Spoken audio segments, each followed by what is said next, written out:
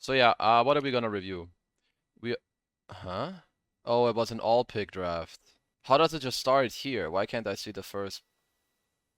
Okay, so I can't start from scratch. Sadly, I can't start from scratch, guys, because the game, I guess they may have remade the game or something. So I don't have any notes on this. I'm gonna do this out of like my head because I feel like it might be good content and I have my VODs disabled, so I want to give you guys something. We're gonna review the games, the first two. We're gonna like review the first two drafts and like the lanes because I think that's what set apart these two teams in these two games, which shows me that Secret are not only back in shape, but that they really care about these games and that they want to win because they did everything in their power to give themselves an edge in these games. And generally, I'm just gonna go through some basics and some advanced things as to what happened in this draft. So, first of all, it's always important to note who is first pick, who's second pick. Nigma are first pick, which means they need to open the draft with a hero, right? Like they pick hero 1 before Secret have to pick hero 1, and they will pick hero 2 before Secret have to pick hero 2 in the first phase. They are first pick, aka they ban first and they pick first in the first phase. That's important in the first phase. So when you go into the game as first pick, it's important that you know you need kind of a structure or you need to understand what hero you want to first pick or which potential bans of yours may trigger a specific ban and response. For instance, here when you pick Nyx, when they ban Nyx Assassin and Kato is a high tier, aka top tier hero in the patch, it will make a first pick Kato a lot better. So they ban Nyx, they ban Io. I mean, Io's a good hero. It's good. What GH plays it. It's kind of decent after a Nyx ban too. Like Nyx being banned makes Io better. Then they ban Shaker. They ban Puck. I think those are decent bans for Puck, so it also kind of makes sense that he gets banned. They obviously had something in mind against Kato.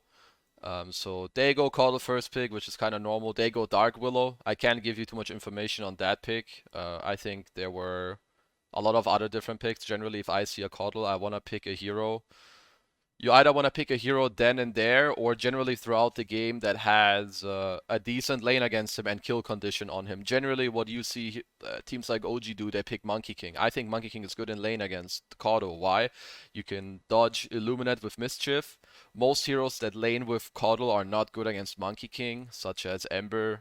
I think Monkey King nowadays also has really high armor against a hero like BB and stuff like that. And now you see why the Nyx ban actually makes twice as much sense. Because not only do they first pick the Caudal, but they pick the Bad Rider. Now this Nyx ban makes even more sense than just with the Caudal alone, right? So here, they pick Hero 1, they do that. So before this draft started, they knew at least that they would start with Caudal. I don't know if they knew that they're gonna go with the Bat. Because I'm under the impression that if they knew they were gonna go Caudal Bat, this ban is misplaced on Earthshaker. There's no way you ban Shaker if you're looking to open Caudal Bat. If you're looking to open Caudal Bat, at least these two teams, I mean, Secret would never open like this, but Nigma might. Because, I mean, Bat can go mid, Bat can go offlane, but generally, yeah, it can be a flex pick, but 9 out of 10 times it is Weeha playing it. And now the good thing is, Secret are fucking smart and they understand. They could be like, oh, but I don't want to pick my core here. No, bro, you want to pick your core here. Why do you want to pick your core? If you don't pick Slark here, Nigma have 3 bans for the next phase, and they will ban it. Also, it's better for you to pick Slark here than it is for you to pick Slark in the second phase. Why is that? Because if you pick Slark now, if you pay attention to the picking order, right? Second pick closes the first phase. What does this mean? It means you pick your hero into bans, which now means you get to protect your hero. So, if you pick Slark here, you will now have, well, potentially you have 3 bans to ban for Slark, right? To protect your Slark because you picked him this early. If you don't, let's just run a different simulation where you don't pick Slark here. Let's pretend, I don't want to say that they would pick Oracle here because if they pick Oracle, it would give them less reason to pick a self-sustaining carry that's good against bad. Let's pretend they pick Pangolier here, okay? Because they really want Pangolier. Whatever, okay? They really want Pangolier. And now they're like, fuck, we still have to pick Slark second phase. First of all, if they want to pick it second phase, Nigma don't have to ban it. If they want to protect the Slark nicely, they need to still use 2 or 3 bans.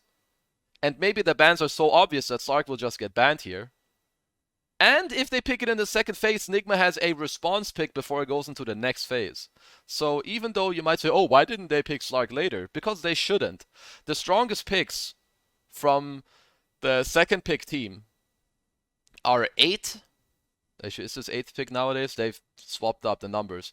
The last pick in the first phase is theirs, so it's pick into bans. And then obviously the last pick of the game. The picking orders used to be different and the strengths used to be differently. The first pick lineup used to have the 8th pick, the closing pick of the first phase, and the closing pick of the second phase, but this has changed. Nowadays, I think second pick is better than first pick because you close the first phase and you have the last pick, so that's really strong. So, the reason why that this pick is so good is that simply it's super good against bad, not only if you are off lane against safe lane. Sorry, one sec. There's a smartass in the chat telling me to get a haircut. There's something called coronavirus, you fucking smartass. Thank you. So the Slark pick is it's fucking good here. It's probably top 3 best picks that they can do here. Not only can Slark go against bad if bad is offlane, they can just put Slark mid if the bad is mid, right? Okay, so now as I said, they closed the phase with Slark. They picked a core hero early on, which now means they will use their next few picks to protect the core that they picked this early on, which means they're now gonna ban for the Slark. Heroes such as, high AoE heroes that don't care about Shadow Dance, magic damage. This is why I think they ban Lesh.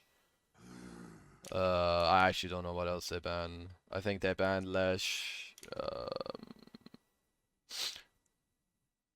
Lesh, Bloodseeker, and whatever. Maybe at least 2 of these bans should be aimed to protect the Slark. They're still banning to protect. Stormban is good. Storm is good against Caudle and Bad.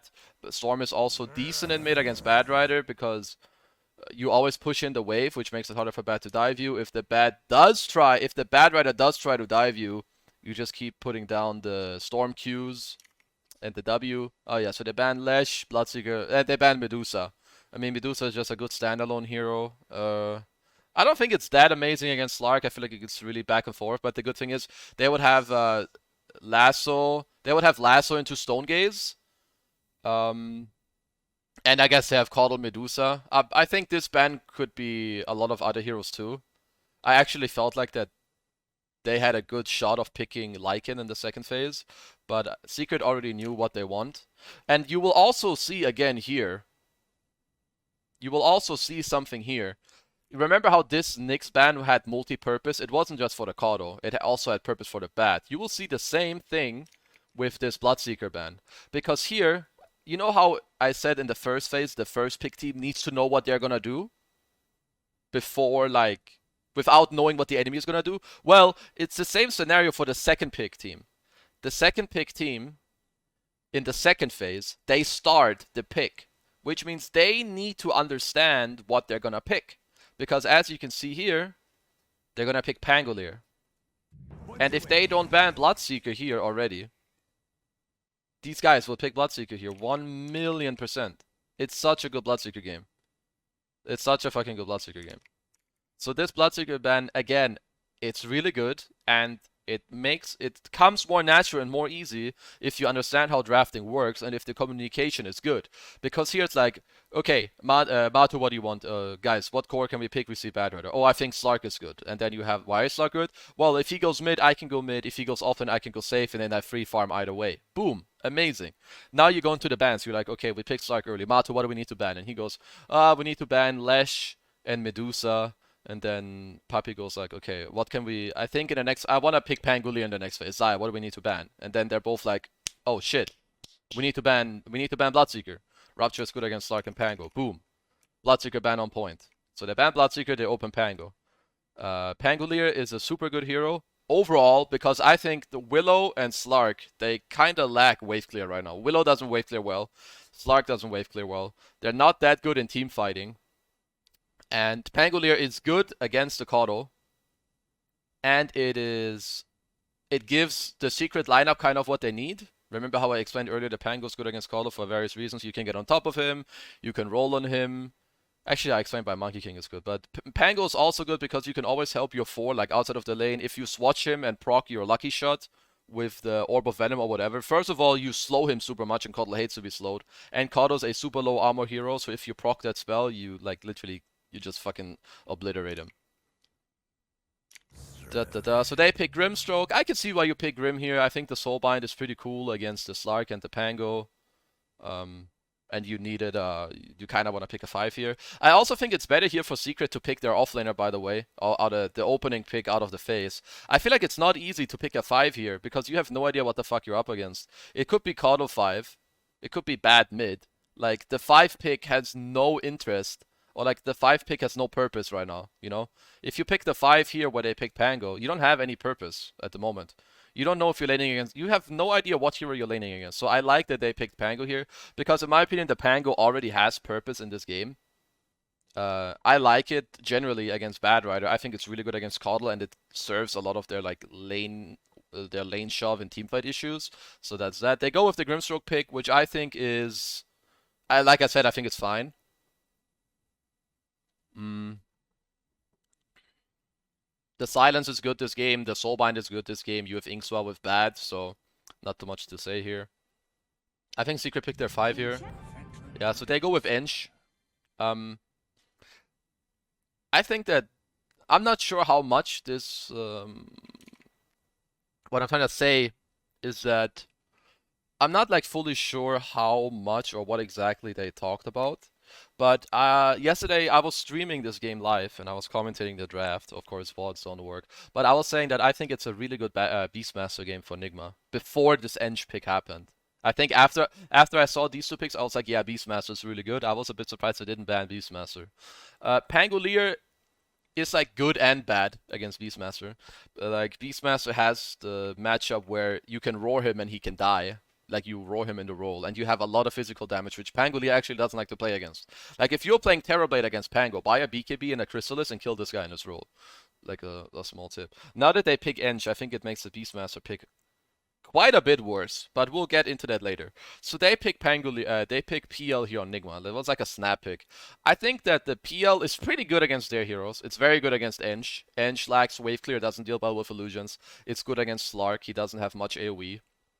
He hates to be mana burned. They both like to take long fights, which means PL beats Slark at what Slark wants to do generally if the game is even. They both want to take long fights, right? Slark wants to get essence shifts in, and the PL wants to constantly make illusions and mana burn.